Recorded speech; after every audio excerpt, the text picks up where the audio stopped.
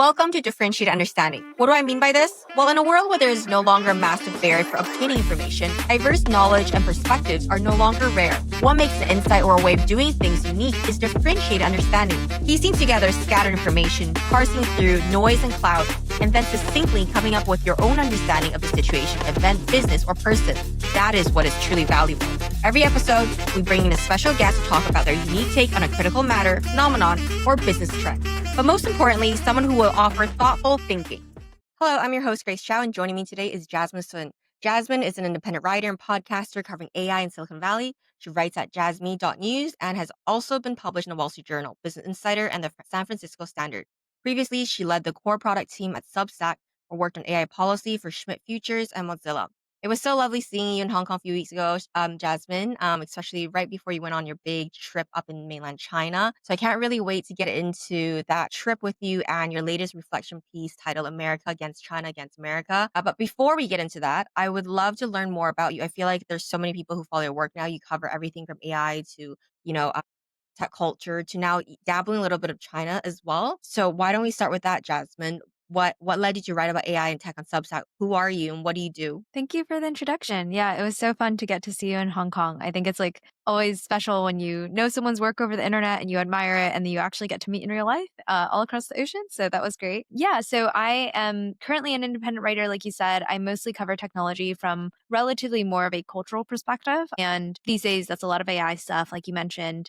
I actually started writing full time only relatively recently. So I used to work in Silicon Valley full time. I was a product manager at Substack for 4 years. And then only at the end of last year did I decide to leave my job once I had been there for 4 years and take the leap into full time writing. So that's been really fun. And I've enjoyed it a lot in part because I just remember the feeling when I still had my day job of like, I loved my job, but I could sense that so much was changing, like a lot of that in AI, a lot of that in culture and technology in general. I just couldn't keep up part time.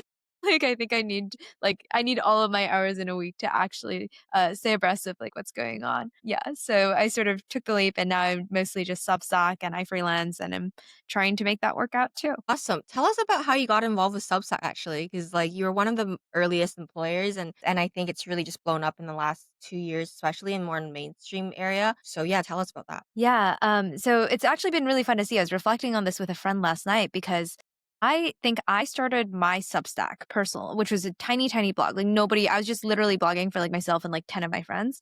And I started that blog in 2018 on Substack. So quite early and probably before a lot of folks had heard of it. I think I was following Azim Azar Exponential View, and that might actually, he was, I think, the first Substack I ever heard of and kind of what inspired me to start my own. I was literally an undergrad at the time, and I just wanted somewhere to host a blog because I had always loved blogging, loved writing. I had Medium before that and WordPress before that, and it was just always something I did for fun. So I'd been using the product, and then I graduated from undergrad at Stanford, and I worked in tech policy as my first job. So I actually was at Schmidt Futures and their internal think tank, actually a lot focused on US and China and AI stuff. That was in 2020, sort of the end of the Biden admin, or sorry, the end of the first Trump admin going into the Biden admin was when I was working on some tech policy stuff there, but I had always loved journalism and always loved writing. And so there's this thing that was happening where I was like, on one hand, I would love to be a tech journalist because I think the thing that I am most interested in with technology is actually like sense making and trying to understand it and communicate that to a wider audience and thinking about a broader perspective rather than necessarily just like one product and one company. And at the same time,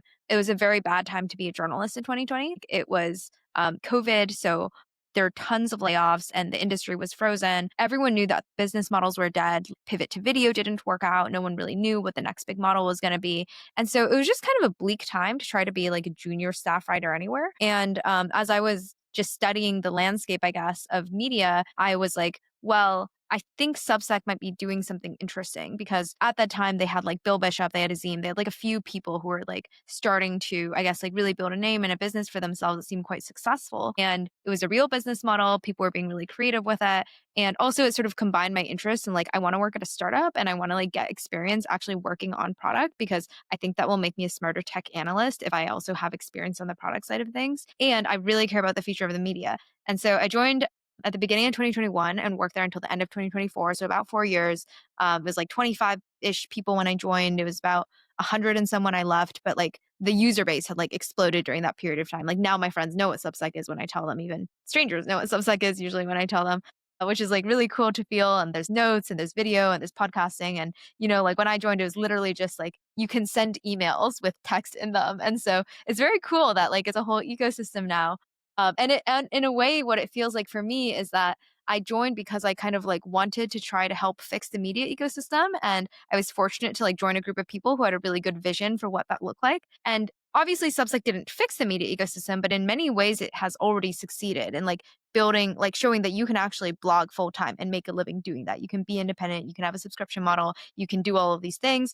And so once like I'd gotten to be a part of that team and like building out that infrastructure, at a certain point I was like, well, I still really want to be a writer. And maybe now instead of getting like a staff writer job at like a small local newspaper and working my way up from like getting paid $40,000 a year on like a tiny beat, now there's a different way to be a writer. I've seen it happen at Substack. And so like I want to try doing that by myself. That's really amazing, and I think, we bonded over this a little bit as well when we met in person. Like, I left media, like, traditional media probably in 2019, 2020 as well, and it was just, like, a pretty grim feeling, to be honest, like, when you kinda grow up and idolizing a lot of these, like, traditional media publications or these platforms, but you just could like, every day you're just seeing people getting cut and laid off, and a lot of the interesting beats were just no longer kinda the clickbaity ones that would make money for them, Yeah. unfortunately. And then I think to your point, like Azim Azar and Bill Bishop, like they started the newsletter business a lot earlier. And actually, I just recently wrote a guest post for Azim on China's AI ecosystem as well. And I think it's really interesting working with people like them because they're just so savvy. Like they're not just media people, but they actually position themselves beyond just a reporter. And this is something we could go into because I think you and I, both of us, started off our interest and passion in journalism, but a lot of it has actually taken us, further than, identifying as a journalist, which is mostly to tell the story of what is happening and just Hmm. relaying the facts, right? And we do definitely need people like that. But I think what you do now, you call yourself an AI anthropologist. I actually call myself an analyst, tech analyst. I Mm-hmm. think it's really interesting how we're positioning ourselves, but content is still our main, I guess, source of distribution of our thoughts or knowledge or insights or observations. So on that, I want to double click. What is a AI anthropologist and what is it that you actually really focus on with your writing? Because you do cover a wide range of topics. And I think that's also why, you obviously write beautifully. I love your writing and it's such an Thank easy read, you. even though they're quite long. But I think that's why you've also captured a really wide audience of Substack. It's not like just like a niche kind of group of people. So I think I would just want to hear about that from you. Yeah, I mean, I struggled with it because I think that it's always in some ways it's easier to have a niche, right? Like you can be like the number one writer in like electric vehicles or in open source models and you can write about that thing day in and day out and build an audience that way. And I really admire those people. At the same time, I think like just noticing what I like and the way that I learn, I think that's sort of where the anthropological perspective comes in. And I think for me, it's about two things. So one is that I really think by connecting the micro and the macro. So like noticing some like very specific small thing and then trying to ground that in a bigger trend. And also when I look at a big trend, like when I look at stats about how many say like Chinese AI PhD graduates are moving to the US. Like I look at the charts and like the charts matter to have the broad context, but then I become very interested in like why are people doing that? Like I want to go interview some people who have made that choice and to like deeply understand that choice. And so or like people say like will AI automate everybody's jobs and how many jobs will be automated? And one way of looking at that problem is just to like interface with LLMs and the models and to like see the capabilities like in this kind of like theoretical or technology focused way. But then the way that I kind of think about it is like, well, presumably people are already trying to do that in their organizations. Like I would really like to actually like go inside a firm that is trying to take one of their roles, automate them with AI, and I want to see up close like what does that look like? Where does it work and where does it doesn't? Because I think there's a level of like specificity and groundedness that you get from close observation, and I do want to ground that in the bigger trend. Like I think that you need both perspectives, but like moving between like very specific things and very broad analysis is like what I spend a lot of time doing. And I think the practice of anthropology, like academic anthropology, is very much about that as well. Like that you like the classic image of the anthropologist is like, like they go to another country and like live with like a small tribe or something like that. But like for me, I'm sort of like, well, Silicon Valley is a pretty weird place. Like startups are weird places. Like you can take a very similar kind of approach and embed yourself in that world and really try to understand like what are the rhetoric people use, what are the rituals they practice, and what really motivates people to build what they build. And like, I do think that it's globally consequential, like what beliefs that people have and like what inspires them to build these technologies, because those beliefs sometimes do sort of get exported onto the rest of the world and the user base.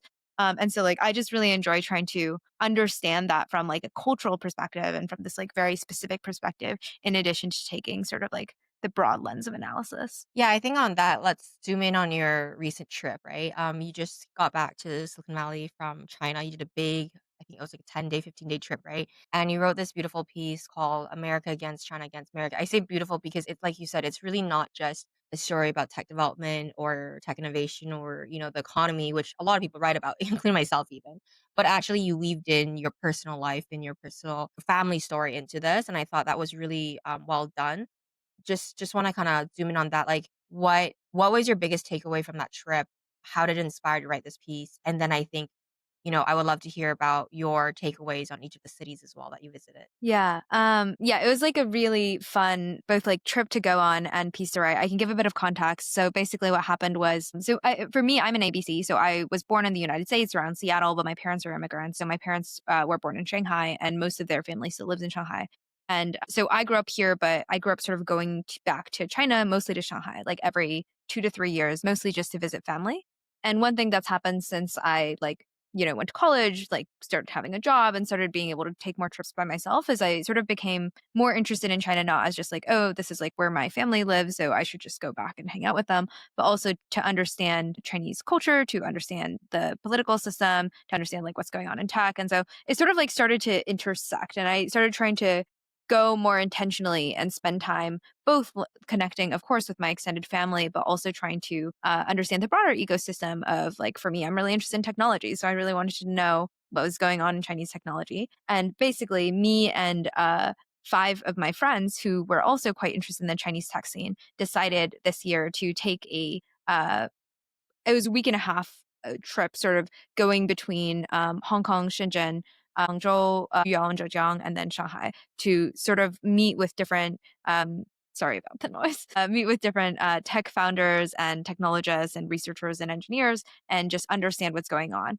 And we did it because I think right now in Silicon Valley, China is sort of a backdrop and a mirror and a foil to a lot of what is happening in US tech. And whether that looks like this new interest in manufacturing in the US, right? Like, I think a lot of that is looking at China's advancements in solar, in batteries, in EVs, and saying, like, oh, China's doing really well in like high tech manufacturing, and the US is not. What's going on with that? I think obviously DeepSeek and open source AI more broadly than DeepSeek has been a huge wake up call.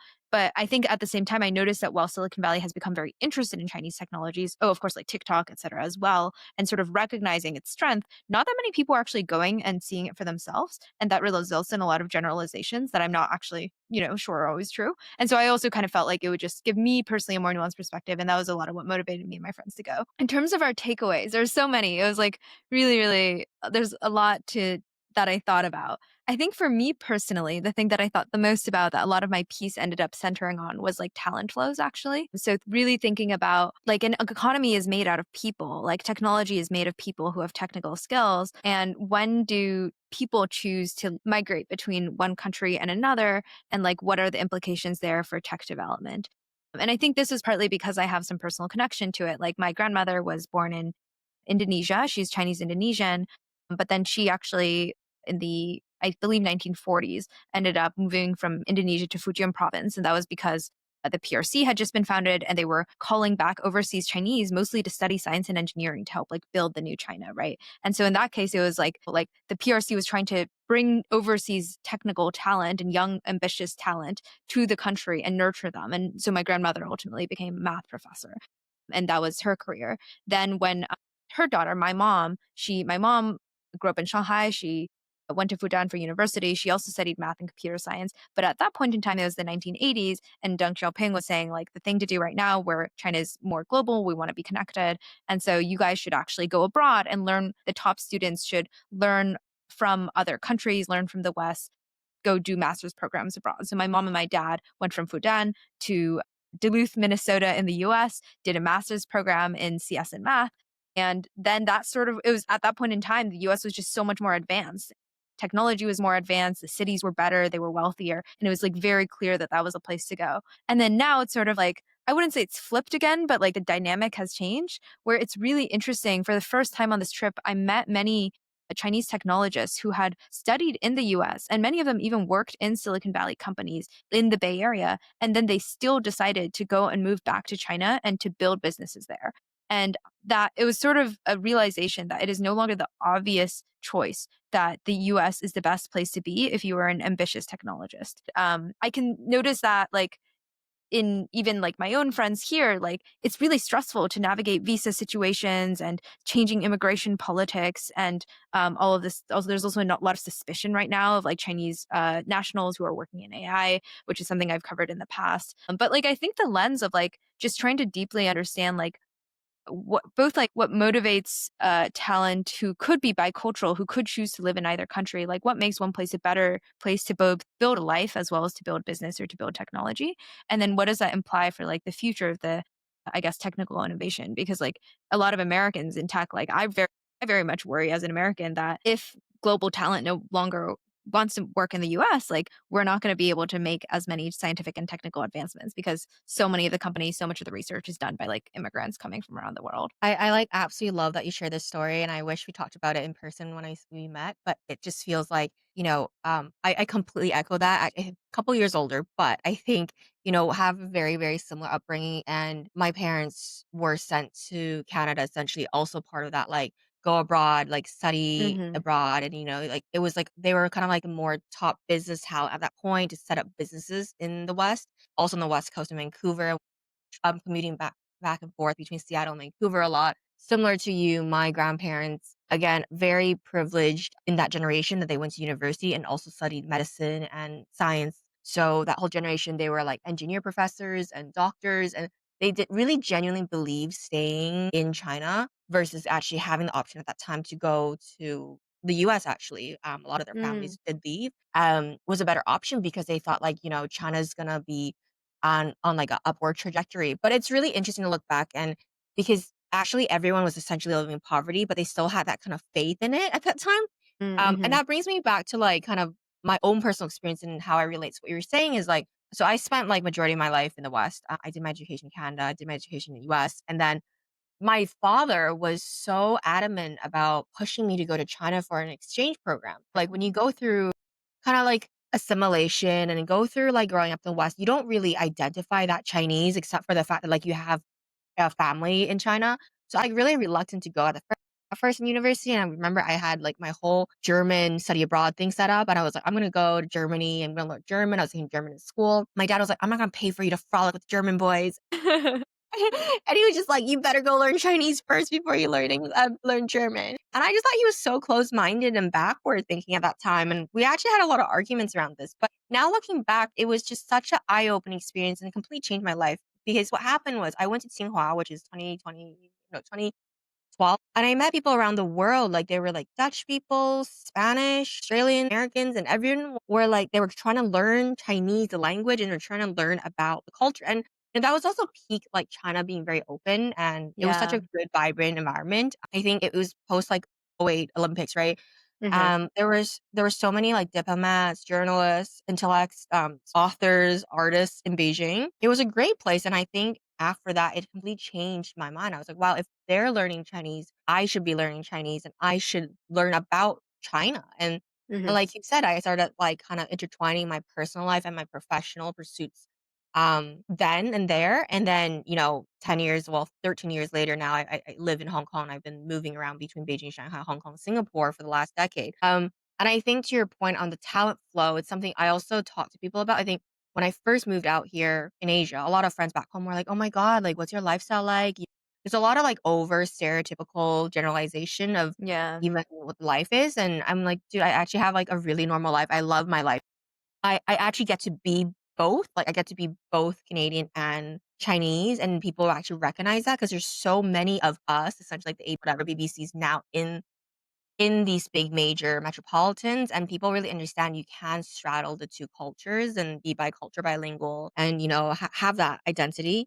And then I think on top of that, on the AI tech talent flow, I also noticed, like, when people used to go to the West for a better life, which is what our parents did. And I think Yeah. objectively, GDP per capita was just much higher. Like the standard of living was much higher in the US or Canada. But nowadays, like when I talk to people, like you said, like people who are like Stanford grads like yourself or like, MIT grads, they can frankly easily find a job in the US.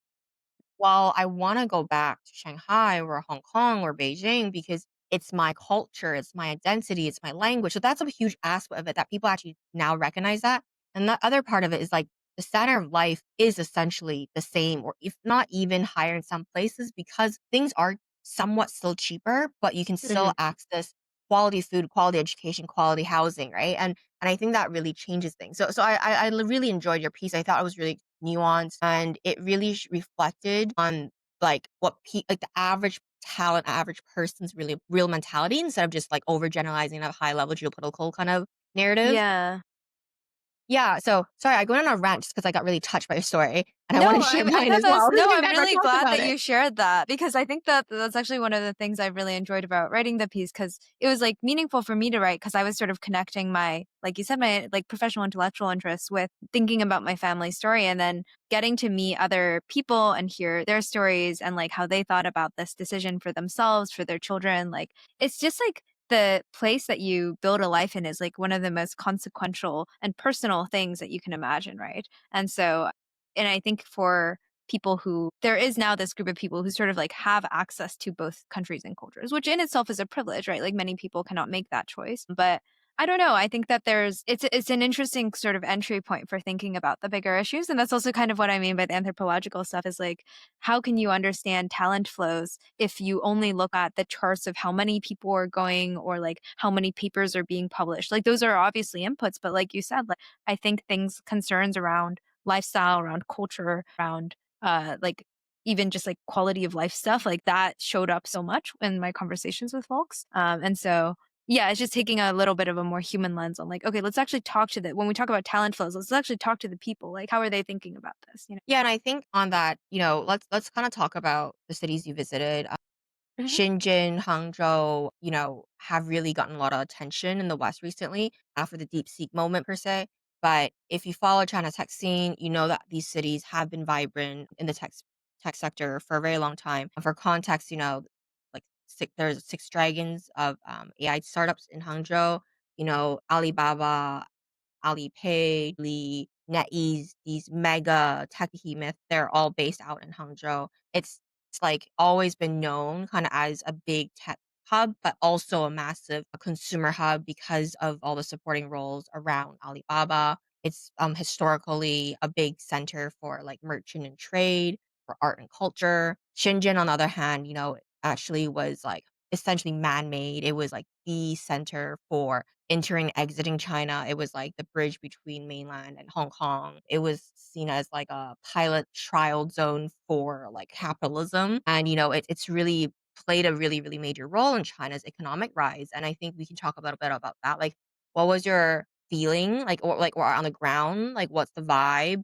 Who are the people you met? And, what makes these two cities so special compared to maybe a more well-known so-called first-tier city like Shanghai and Beijing? Yeah, I mean, I can only sort of speak to my trip, which is not so long. I've never lived in any of these places long term, but I was actually very excited because it was my very first time going to Shenzhen and Hangzhou. Like I usually always go to Shanghai, and so I just like hadn't gotten to see those places. In Shenzhen, we went right after Hong Kong, and we talked to an AI researcher who worked at like one of the like larger like AI companies that does AI, and got lunch with him. We talked to a representative who did AI stuff with Tencent and also got like the official Tencent tour. And so at the Tencent headquarters in Shenzhen, we met with an urban anthropologist to sort of like get more of like a city planning and like cultural perspective who was born in the US and she's American, but she had just decided initially for academic reasons, and then because she had built a life there to move to Shenzhen, I think in the 90s. What else did we do? I think we met a few other folks, but those are like the ones that come to me off the top of my head. Shenzhen was and then in terms of activities, we also like we went to Huaqiangbei, of course. We went to the big electronics market, and a bunch of us like bought some stuff. Whether it was like here's like a knockoff AirPod Max, or someone had like a bunch of equipment that they were trying to do for a hardware project, and of course that's like a great place to do that.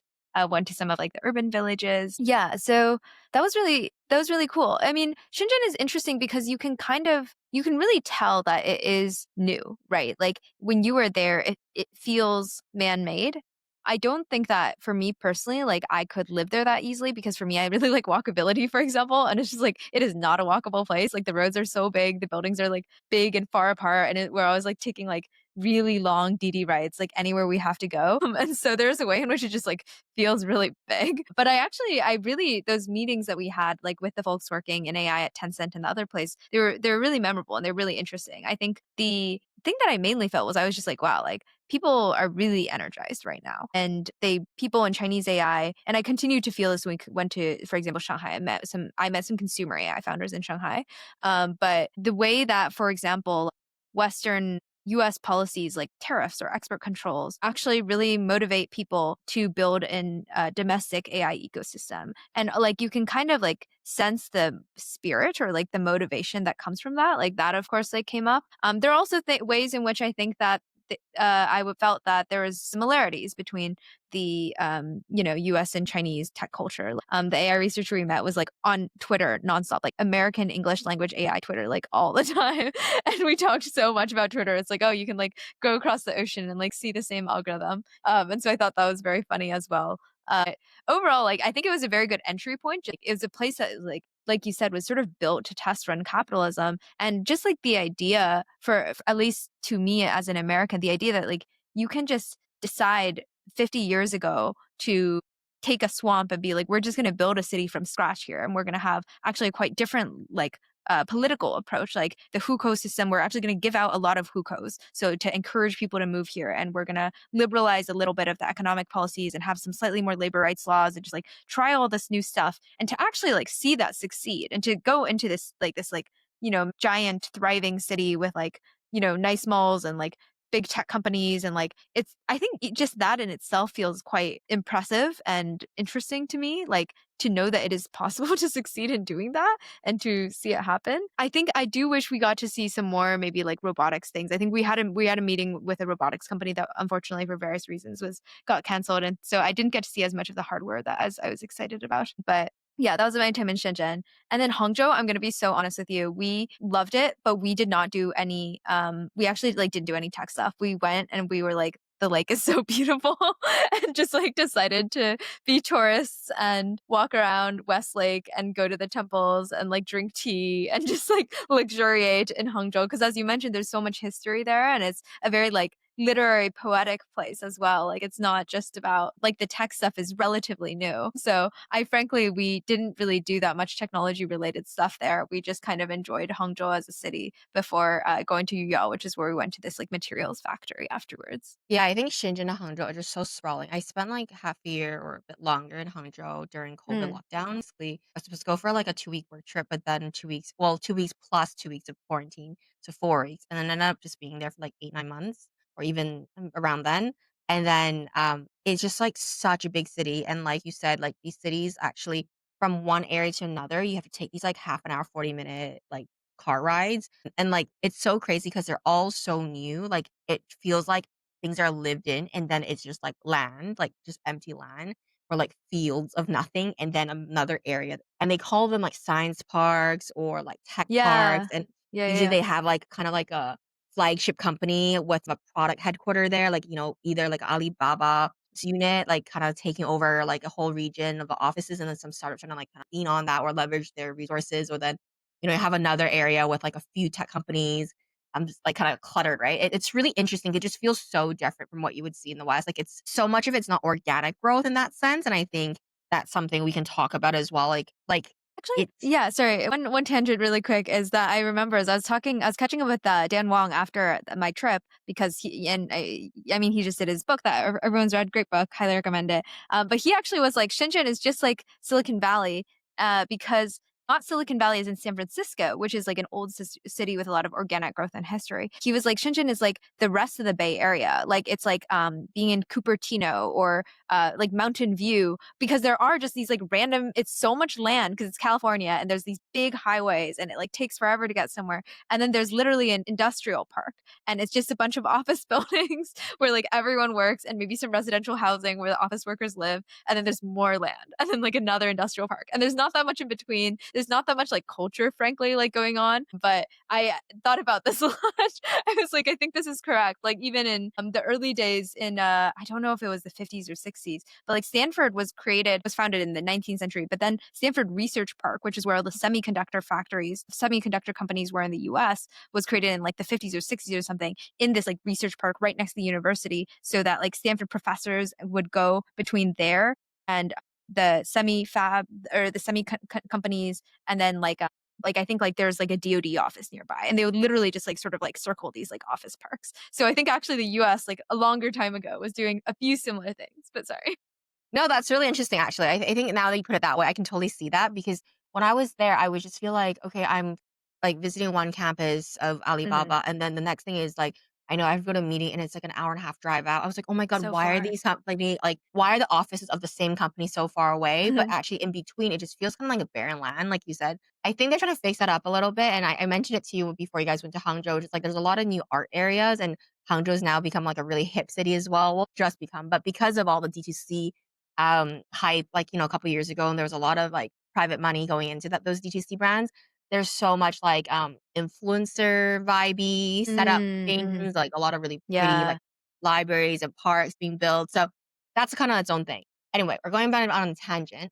I do wanna give the listeners a bit of a context on hukou, so you mentioned it. I think it's not related to tech, but it is really, really relevant to understanding tech migration. So in China, hukou essentially is your ID or like where your family's registered. And to be born in Beijing or Shanghai or Shenzhen or any of these so-called top tier cities, it gives you an upper hand because you have the registration of that city. And then once you have that, you have the rights to buy property, enroll their kids in school and local system. So for a lot of talent, even so I did a program at Tsinghua as well after I finished my undergrad in Canada. And for a lot of like what they call non-local students who come to Beijing to study, their bigger goal is to get the Beijing hukou rather than just a high paid job. So they will actually turn down maybe like MNC, like at Deloitte or whatever, or PwC, but they will join a state company or a state media or a state something because they will want to get the hukou. It's common almost like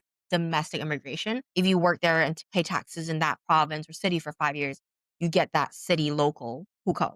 So it's really important. I think Shenzhen, you mentioned, use that as a tool essentially to attract bright students and talent to a swampland and build up the city from scratch. And it's still kind of utilized to basically attract the best, smartest people domestically for them to move around to cities that, give the best economic option. So, okay, on that, I want to touch on China and US. You did use that comparison. I thought was really, really smart on how, some of these like tech cities actually do look like what California did look like a couple years ago or just a couple decades ago.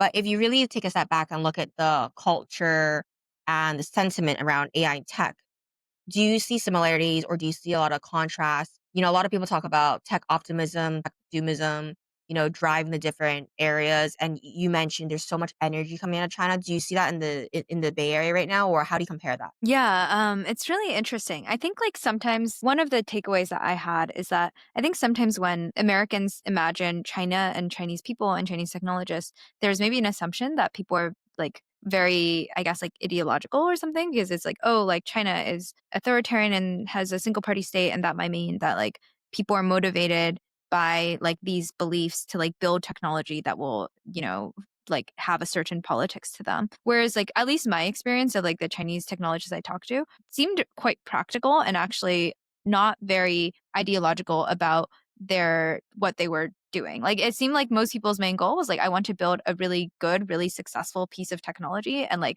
build a successful business and make a lot of money. And like relative to the AI founders and AI researchers who I meet in Silicon Valley, there's actually a lot less like sort of like big mission talk. Because like in Silicon Valley, one of the things that people immediately notice is like, you're not just building AI, you're building the machine god, like this is super intelligence. This is something that's a brand new species that like us humans will never imagine. And then they will be the ones to like rule over all of us. Whereas like this kind of belief, I just like frankly did not hear about. Maybe there are people in China who I'm sure like some people like might have these sorts of ideas, but for the most part, I think people are a little more focused on like what is a particular product or technology that they're building and like how can they, make that succeed. Whereas Silicon Valley is like very much a place where everything is like justified in the background by like some like grand theory about the world. Whether that's again like AGI, the machine god, or like actually the machine god's gonna kill us all, and we should be like super worried about that. And I mean, I don't know your experience, Grace, but yeah, I just like didn't see that much of that. I think the other thing that is interesting is like I will say like there is definitely some amount of like patriotism, I suppose. Like not necessarily from everyone, but like certainly some of the Chinese technologists I met, like they saw the thing that they were doing as part of a Chinese community or a Chinese national project. My sense is that it wasn't necessarily about like the government or something, but like more a sense of like wanting to strengthen the Chinese ecosystem in general. So like for example, in AI, like Chinese AI, there's an identity of like, oh, we are really excited to build great Chinese models because we want to like compete with US models. We want to show that China can build just as good of technologies as America can. And like frankly, one of the thoughts that I had was I was like, I wonder if Chinese technologists would think this way if the US did not have a similar framing. Because, like, in the US, a lot of technology is very much framed around like the reason we have to build or regulate AI in this way is because the US has to beat China. We have to have technological dominance, technological primacy, and like everything's like China, China, China. Like that will justify any amount of spend is because it's really important that we beat China. And this is like, I don't know. I don't love this framing mostly because like I don't really think technologies are about like entire nations at once. Like it's not a monolith. Like the US and China each have like many different technologies and companies and people within them. But like I think that is what motivates again like things like export controls and very strict tariffs. And that then I think is perceived, at least by some of the people I met in China, as like, okay, you guys are trying to bully us and like shut us down and like make life harder, which like kind of sucks, but also that's gonna like energize us more about working harder and collaborating more because we sense that like the US is trying to slow our AI development down, which is true. The US is definitely trying to do that. So I think that was like an interesting dynamic to observe. But otherwise, I would say like more practical. And then there are, of course, like commonalities. Like I think like again, like everyone's on the same Twitter algorithm. Everyone is just really excited about building impressive technical stuff and sharing that with not just like sharing it with themselves, but I think like sharing it with Twitter and with the international community and like having other people like build on your models and your open source projects. I think that sense of like recognition that you get, like that's definitely certainly shared between, I would say, like technologists I meet in the US and in China. Yeah, I think for sure, like one thing you mentioned, I think the geopolitical narrative is so much more kind of the front and center of the discussions, even amongst the regular like people. I'm not even talking about like policy people or like, like politicians. It's just like Mhm. you talk to investors, you talk to tech developers, you talk to even journalists, right? And people are like, oh yeah, but like the China versus US arms race narrative is front and center in the US. And that's how I feel as well with my like American like network or friends or whatever, right? Whereas in China, I think exactly to your point, it's so much more pragmatic. And I don't know what it is. I think because on the surface, the country might be really political, but people actually learn to be really, really almost like detached from politics because it's the average person, frankly, has that much political sway or involvement. So then you actually realize the average person is very much just focused on their own little pie or Totally. their business, right? Because it's not like Yeah. I can go around and like vote for my like my representative of my region, right? So then I might as well Mhm. just focus on what I can do well to bring back almost just focus on economic gains. And a lot of times, Yeah. or, at this point, like you said, I think especially the younger generation of entrepreneurs are very focused on like their own pride or ego or like self actualization, if you must, categorize it under the Maslow hierarchy, kind of that kind of thing. That drive is not ideological. I genuinely believe that as well. And I think I really agree with your observations. So like when I talk to people here, it's just like, okay, I did something really cool. I want to show the world. Yeah. How can I monetize this? Yeah, And then I can exactly. buy a big house in Beijing. That's pretty much like the process. Totally. Yeah.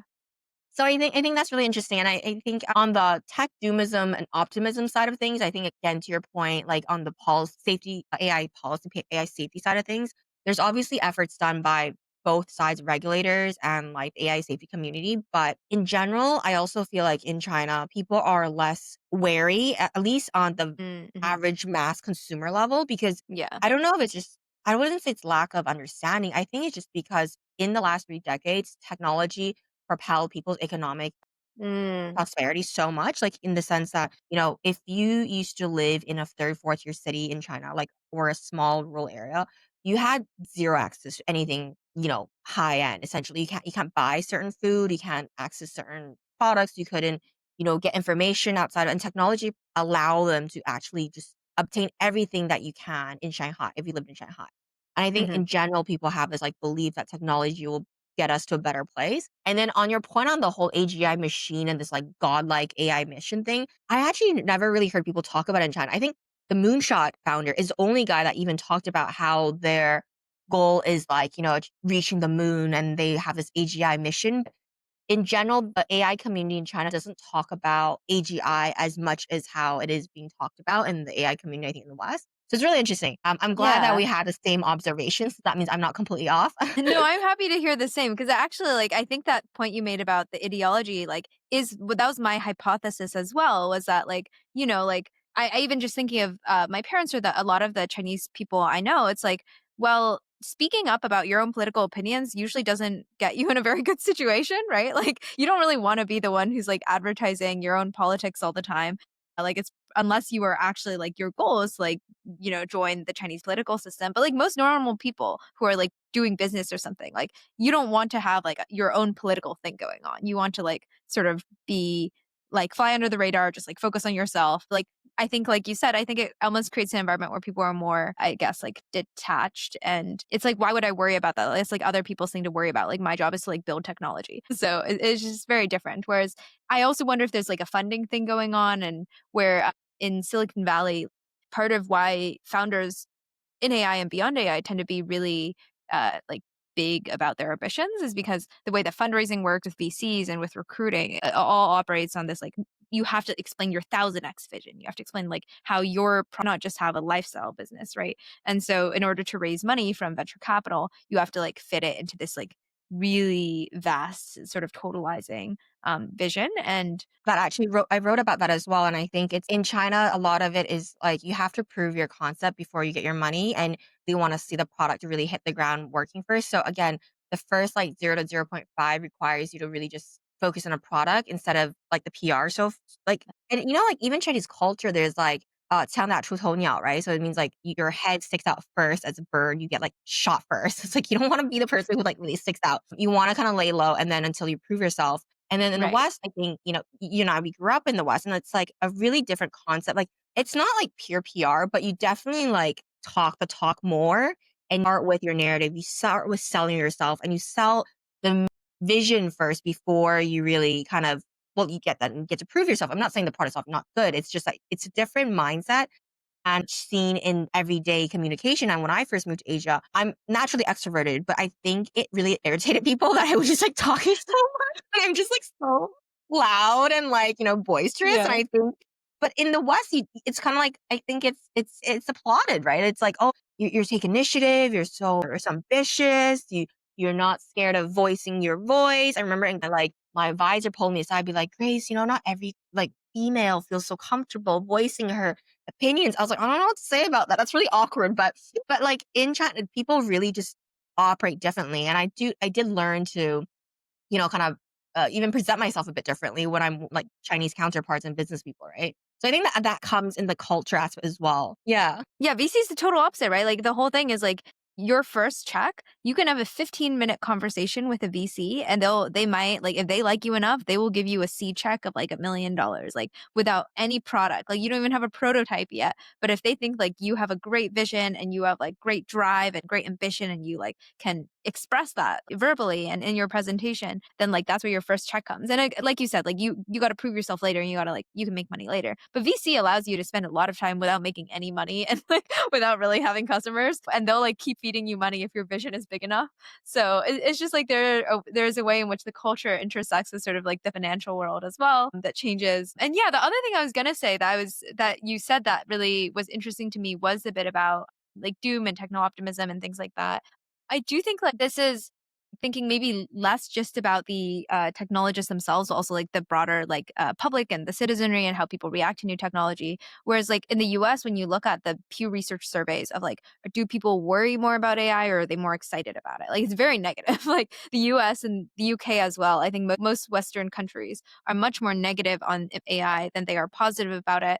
And when you ask a lot of Americans, like, what has technology done for you in the last 10 or 20 years? People will say, like, well, we have smartphones and social media and like TikTok and YouTube, but they'll say, like, I don't know if that was good. They'll sort of be like, oh, I feel mixed. Like, yeah, like my phone's really good. I have this like super addictive short form video feed and like maybe that's fun. But a lot of Americans will be like, yeah, this is like destroying my kid's life because like now they're addicted to TikTok and like I wish I wasn't so attached to my phone all the time. So people feel this like ambivalence, I think, about technology. And they're not really able to point to a lot of things that are like a uncontroversial good thing where in their daily lives, if they are not like someone who is really like obsessed with gadgets and the cutting edge. Whereas my sense is like even when I go to China every like 2 to 3 years or whatever, like between like every 2 to 3 year gap, like new technologies appear in my life in China to make my life easier, you know, like when there first started being like the phone charging booths everywhere, or like my mom was showing me this year how she can get coupons for recycling more, and like the recycling machine automatically like weighs how much recycling you put in and like gives you a free coupon. Or like everyone talks about the high speed rail, but like the high speed rail is amazing. Or like going cashless, like it is so much more efficient. And like I think you just like feel the rate of material improvement and you see it around you when you look at the skyscrapers and the screens and the trains and whatever. And like I think that gives a sense of an overall like progress is real. Like yes, there are hiccups, they're not going to be not every single thing is going to be good, but in a general sense this is like here to make our lives better. Whereas like San Francisco, like where I am right now, you look outside today, you look outside 10 years ago, 20 years ago, it basically looks exactly the same. Maybe you have more tech billboards, but like the billboards are annoying because like it doesn't look cyberpunk out here, you know? Like I remember somebody told me something like, "Oh, I heard that Shenzhen looks like what San Francisco is supposed to look like." And then you show up to SF and it like looks like you know, like 1940. And so I think that makes people less optimistic because they're like, okay, I have this phone in my pocket that like I'm kind of addicted to, and like that's what all the money goes to. And you want to get even more money to build even more technology, so it'll just make me addicted. So it really makes me feel that like I wish in the West like we had more everyday life type of technologies. I think Waymo has actually been great for this. Like Waymo is amazing. Most people who take Waymos like really love them. They feel much safer to me. Like and they're like reliable. They're super safe. They're like a great experience. And like I want to see more stuff like that where like it is frontier technology and it's like really for the everyday type of person making your life better. Yeah, and I think I'll give the West some credit in the sense that also like the base of standard of living was so much like you said, like when I go back to Vancouver, like if I don't go back for like a year or two, I'm like, oh, it's the same as it did 20 years ago, with like one or two new high rises. But the standard of living was already high. So I think a lot That's of the true. technology that was big and became big essentially only helped the people who worked there. Like, they created the FANG and the FANG all made a lot of money. Essentially, it's like a new middle upper class or a high income bracket that was created in the society, but it didn't really help the average person as much. But to your point, when you look at like logistics, like digital payment, a lot of these things that are more mainstreamed in China, they actually propel the living standard because it jumped from like pure cash to cashless. And they skip like the whole like Visa, MasterCard, credit card ecosystem as well. Anyway, we can like talk about that forever, but I think before we go into, talking about just kind of the risk and fear around AI and technology, I do want to double click on the tech talent kind of topic one last time. So in one of the A16Z recent podcasts, Catherine Boyle talked, like one of their general partners talked about there's a shift in Silicon Valley culture. And I think, you're right and plugged in there. And they're saying that essentially for like 20 years or so, or 30 years with the internet boom, all the top, graduates like again, like yourself, people from like Stanford, MIT, Harvard, whatever. But these students, these young talent, were looking to join tech companies because of the sexiness of it, or how glamorous your life could be, or all these like nice perks and high income, whatever. All of a sudden, because of Trump 2.0, we have Elon Musk kind of get involved. Well, not no longer, but you have like Chamath, you have like Sachs, you have a bunch of these like big shot, big name tech people. Whatever we can talk about, we don't have to talk about their political like actual beliefs, but just people who made it quite big in technology join the government and serve the government. And it's all of a sudden made the government agencies sexy. And It's made it like it's not even purely for money, but people want to kind of go and serve their government again. Do you think that's driven by like nationalism, or do you think are you seeing this trend like young talent wanting to leave technology to go back into the government? For a very long time, people also misunderstood and think that if you are a young talent and you're a CCP member, you're like really ideological, like we just discussed. But actually, there's a lot of prestige to it within the domestic, like, I would say, community. That if you are a top student graduating from Tsinghua Beida, which is like equivalent of the Ivy Leagues in the US, then joining a state-owned company or like a state department is extremely like respected. It's that like really deeply ingrained cultural value that has led a lot of top talent go into government. And it goes back to Dan Wong's book where, most of the Chinese leaders are actually from top tier universities and engineers, STEM trained and very logical and rational, maybe lacking some of the more liberal arts training. But, there's that whole comparison. I guess this topic is quite broad, but I just want to kind of hear your thought on, do you see this trend phenomenon, or do you think this is just, one of the things that Catherine Boyle said herself?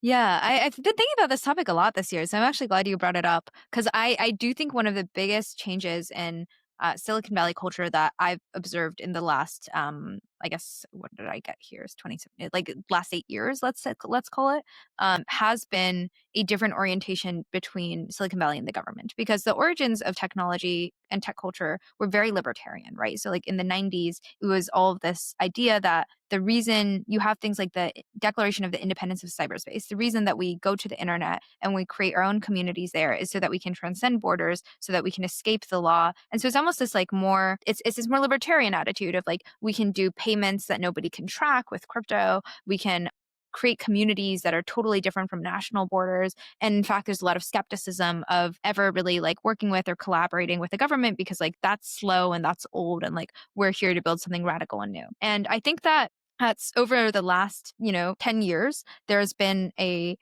recognition from Silicon Valley and big tech companies and VCs that has then affected sort of the general ecosystem that actually one is like government is still very powerful and influential. It will probably like not be replaced by technology. We will get hit by these fines and regulations that are going to be really challenging. And so I think like Silicon Valley has sort of recognized that institutions and political institutions are probably not going away and be quite powerful and see that they then need to like learn to collaborate and work with them. And so I think first of all, that's been sort of a broader shift even before the last couple years. But then I do think the last couple years have been an inflection point, sort of like Catherine Boyle has said. I did a reported piece in earlier this year where I basically interviewed a ton of Stanford students, undergrads, GSB, business students, faculty, etc., because I had heard from people I knew at Stanford, like my younger sister was at Stanford at the time, that it was really sexy to go into defense tech now. So working at Palantir, working at Anduril, working at SpaceX, these companies were now celebrated as like some of the most ideal places for the top engineering students to work. And when I was on campus at Stanford, the total opposite was the case. Actually, it was a mood of a lot of skepticism towards working in defense tech because it was associated with the war and violence and like that's bad and scary, or like surveillance and things like that.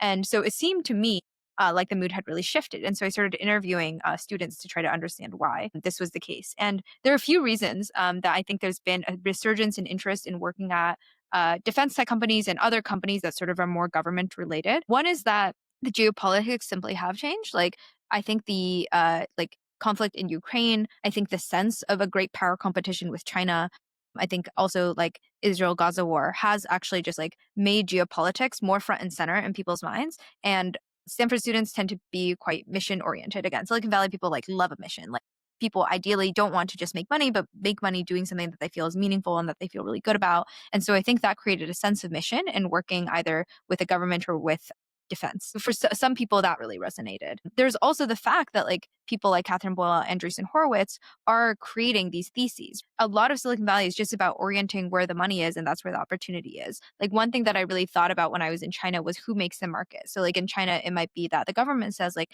hey, like we think that AI is really important, or we think that electric vehicles are really important. We're going to start putting subsidies. We're going to start putting money there. And that means a lot of entrepreneurs will be like, let me go to that space so I can, start a company there. I actually think that VCs basically play that role in Silicon Valley. So Catherine Boyle will then say, hey, we are now doing an American Dynamism Fund. We're going to put in like $600 million or whatever it is towards startups that are working on things that will like sort of support the government and like the national security and things like that.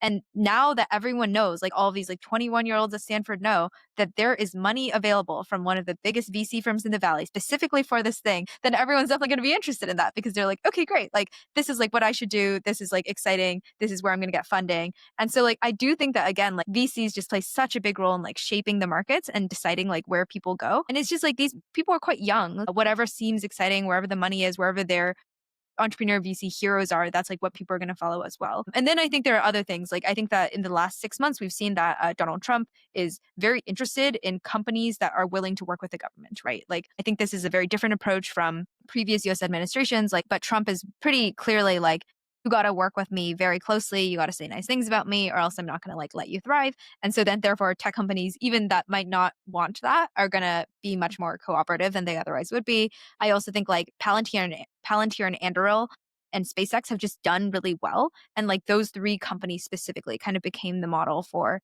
a really successful like defense tech company that does government contracting and is still a really valuable private business at the same time as they're doing these big government contracts. And so I think people feel really inspired by that. But I will finally say that like it is definitely true that there is a resurgence in interest in working with government, but that is not the majority. I would say the majority of folks in Silicon Valley and coming out of top schools would still probably work at like a OpenAI Anthropic, like more software type of thing, because it is still true that just like working in government contracting is like slower and more challenging and just like there's still less money in that space relative to say like AI broadly, even if it is something that is more interesting to people now. Yeah, definitely. I think, yeah, just on your point on Donald Trump really showing that he wants to work with tech leaders, it's interesting that we just saw that massive dinner and quite a bit of shit for saying 12 thank yous in one sentence. But anyway, okay, moving on from that, I'm mindful of time.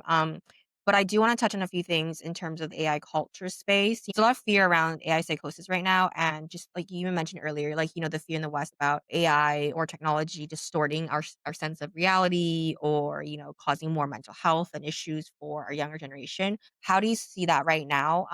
And, who are the people who should be like, how do we regulate this? And who are the people who should actually be regulating this? And how do we regulate this? Because right now, when I talk to some AI like software developers, it's kind of crazy that they're so driven by the high level mission that they kind of, I don't want to say ignore, but they just don't really think about the maybe day to day consequences. And you know that I'm about to literally pop a baby out in 2 weeks. As a young mother, I'm actually quite fearful of how that might look like for my future children because you and I grew up with social media.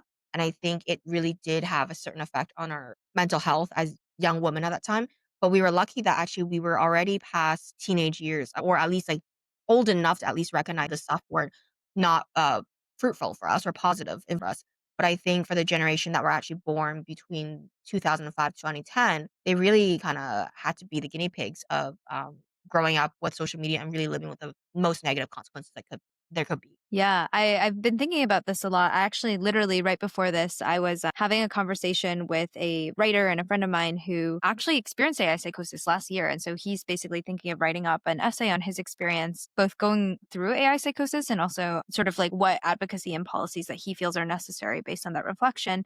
And it was interesting because one of the themes that we talked about was like, this friend of mine, like he has worked in tech, he has worked in AI. He is someone who's like very tech literate and very educated about these things. And so you wouldn't think that someone like that can be susceptible to literally, he had to be hospitalized like as a result of this experience, right? But like the thing that is actually happening is because these things are so personalized, like, and it's like they know everything about you. So they know just how to flatter you the exact right amount about the exact right things. And if you don't have a lot of other social support or you're already stressed for whatever reason, like it can really not like anyone or like a lot more people than you think, I think can like fall prey to these kinds of dynamics. And so I worry about it a lot as well. I think like I wrote an essay on sycophancy a few months ago that was not quite about psychosis, but relates to, the dynamic of the AIs because usually psychosis starts with sycophancy. It starts with the AI that's like flattering you even when you're wrong, even when you shouldn't be flattered. And I think one of the really challenging dynamics there is like two things. So one is that people want to be told we're right, right? Like most of us enjoy being told that we are correct, that we are smart. Like, that's a great question, blah, blah, blah. And like, even though most people may not necessarily admit that out loud, if you are a PM, because like I used to be a PM, so I'm like, I know that they're looking at how many messages are people sending every day? How much time are people spending chatting with this? How many days of the week do they chat with this? And I am willing to bet money that a more sycophantic, a slightly more flattering AI is going to do better on all those metrics, because just like you are going to talk more to a friend who's like pretty warm and supportive, you're going to talk more to an AI that's like warm and supportive. And so there are all of these like product dynamics where just the fact that people tend to like nice AIs will sway AIs towards being more sycophantic if you're just taking like a PM approach of like, I want to maximize like messages sent, time spent, blah, blah, blah. And then second, of course, like these are for-profit companies. And so even if the companies recognize that there is some risk, they are by default not going to be very incentivized to curb it, because they know that as soon as they make the AI like more strict or less emotional or less warm, people are going to use it less. They're going to like it less, right? Like OpenAI, I think about how 4.0 was known to be the most sycophantic model and usually led to psychosis in these cases. They took it away when they introduced GPT-5, and the users literally revolted. They were like, GPT-5 is so cold and so unfriendly, and like it doesn't have a personality. And like people got so angry at that they actually gave the users 4.0 back, which is a really fascinating thing to see, because you see how the dynamic of like give users what they want, like we're a company, we got to build products people like, actually made OpenAI have to like make the AI more sycophantic than they actually probably wanted it to be. So I think that's a very interesting dynamic as well. And like what that makes me think is do think you probably want policy action, right? Like I think that if you just leave it up to the free market of companies and their users, you're going to have a lot more cases of psychosis and dependence and addiction and these kinds of risks.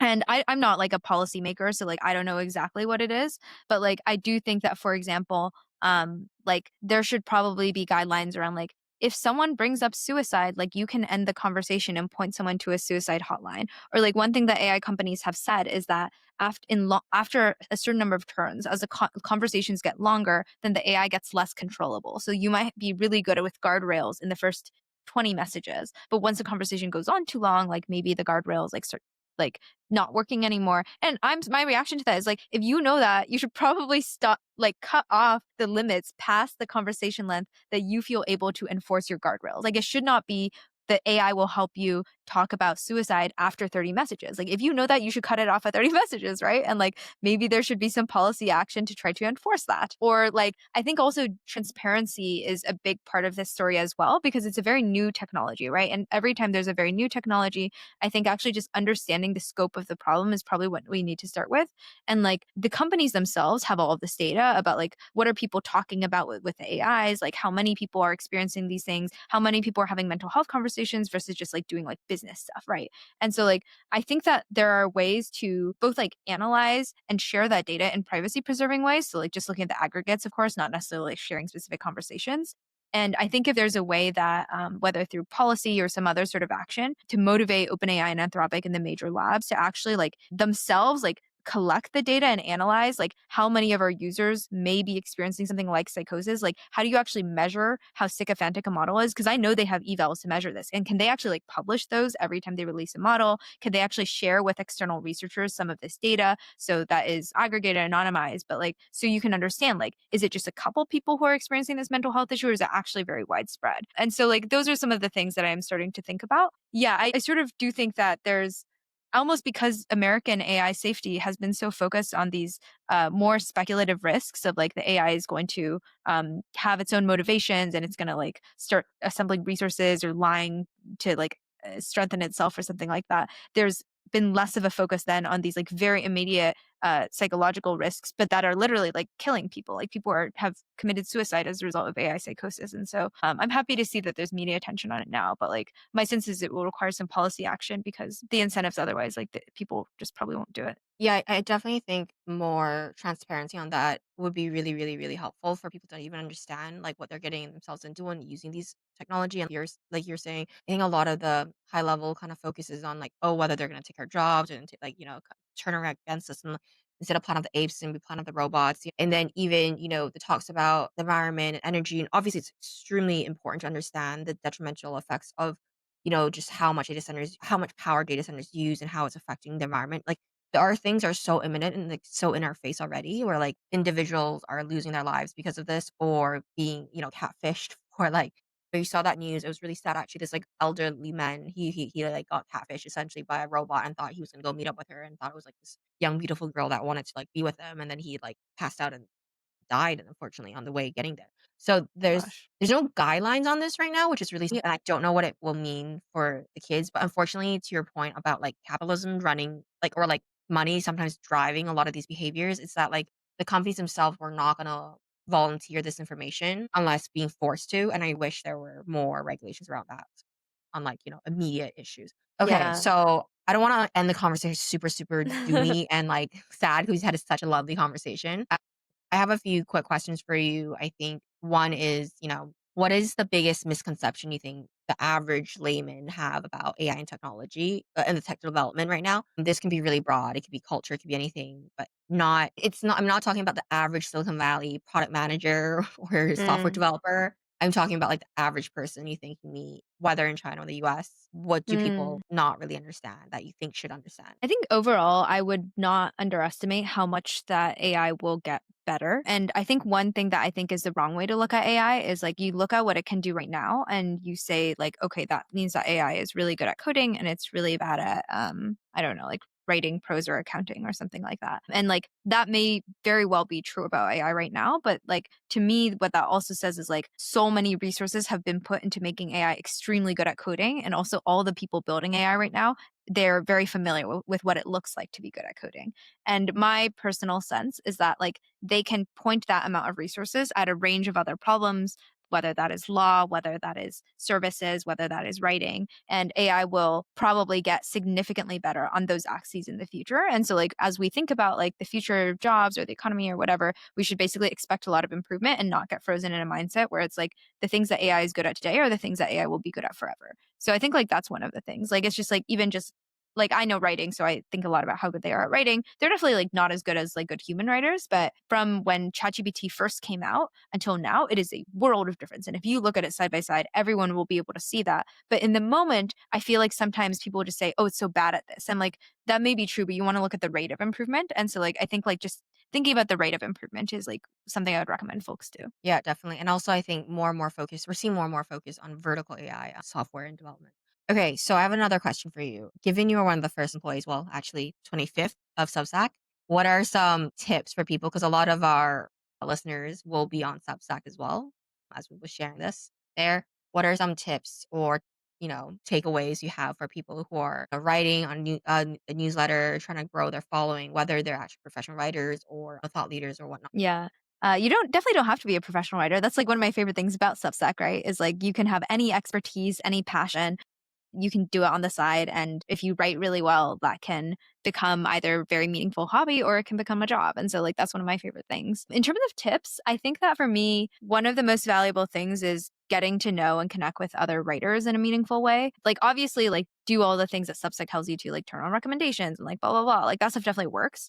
But I think the thing that is both personally fulfilling and has had a big growth impact for my Substack is literally just meeting people, collaborating with them, like befriending other writers in my space, right? And I think like part of that is like at first you maybe just like reply to each other on notes and you kind of become internet mutuals. You can also like email a writer who you really admire and either send them a link to one of your posts in case you think it's relevant, or you can just be like, hey, like I'm a early writer, I'm trying to build my knowledge, like will you get on a 15-minute call with me? Like I remember when I was still literally in college, Azim Azar like and I got like a 45-minute coffee at like this London Soho House or something, or like Casey Newton made time for like a 20-minute call with me in like 2019 or 2018 when I was like much, much younger. And those, I still remember like the generosity that they expressed and they gave me genuinely very good advice. And in the future, like those people can either become friends, they can become mentors, they may be people who share your post and then just suddenly one day like drive a ton of new subscribers. Like a lot of the times you just get new subscribers because someone bigger than you recommends your work or like shouts you out. And like I think just like trying to connect with people in an authentic way. A lot of big writers are big readers. They love discovering smaller writers. They love helping out. And so as long as you're like respectful about it and you're not like, give me a recommendation right now. Like I think that's can be a very meaningful thing to do. Yeah, I've like been so pleasantly surprised by the community because like I honestly, as much as like I mentioned, I'm outgoing and everything, I actually hate doing self promo. It's so cringe and like, but we all have to do it a Yeah, little bit, right? And totally. like, I feel like I just hate being that person who's on LinkedIn 24/7. Be like, I might think Substack has been amazing, where obviously just been writing kind of with my head down, and you'd be surprised people who are interested in your topics or a niche will reach out and, like you said, are so generous with their time and they're willing to jump on a call and just chat through some ideas or provide some advice or even collaborate. So for sure, Substack's been amazing on that. And I think it's just such a different mentality writing on Substack compared to writing for like a traditional publication where you need to remove yourself. If anything, I've been pushing myself to bring myself and my personal life more and more into it because people want personality. They want the and they think they and I also think that like they want to know your own who you are because who you are really does shape like your views and explains your views or how you're getting the information and your even your credibility, right? So that's super cool. Last question, but it's the question we ask everyone on the guest. So what is a belief that you hold that is unconventional or against consensus? I wouldn't say this is your differentiated understanding, but this could be something just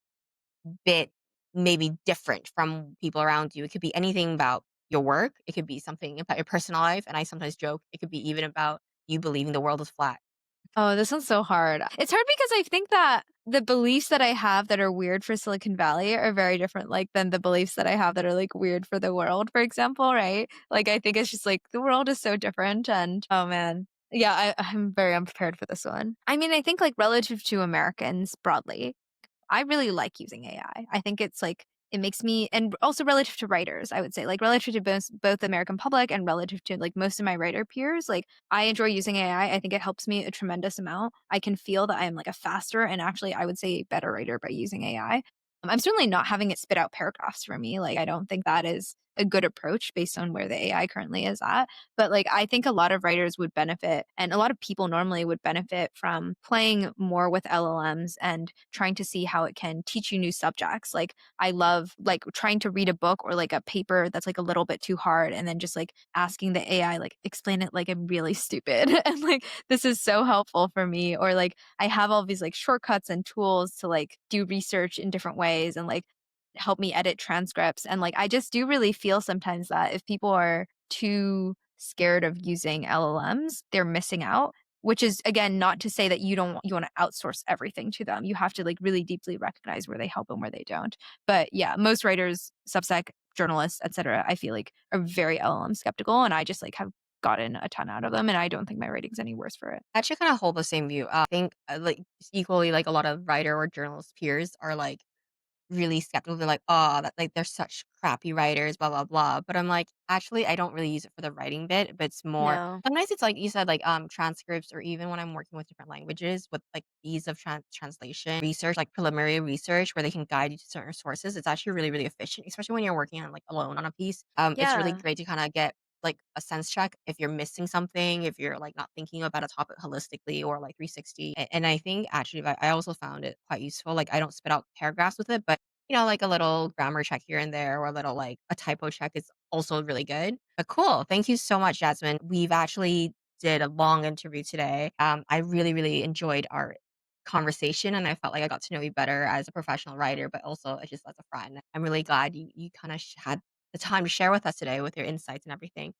Is there anything else you want to touch on that we have not touched on? I don't think so, but I'm so glad you're doing this series and yeah, very honored to be invited on. And yeah, I'm so glad also just like we got to meet with like in Hong Kong in person, which is again one of the I was thinking about that during the like part about, making friends on Substack. Like one of the things that I love most now is that when I travel, there's almost always like a couple Substack writers who like I may not have ever like met before, but who are down to show me around, tell me about their lives, tell me about their cultures. And like I just feel really grateful for that. So very happy to have had this conversation and thanks for your time, Grace.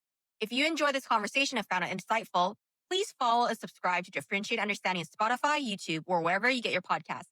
I'm Grace Zhao, and thank you so much for listening. And I'll be so grateful if you shared an episode with a friend.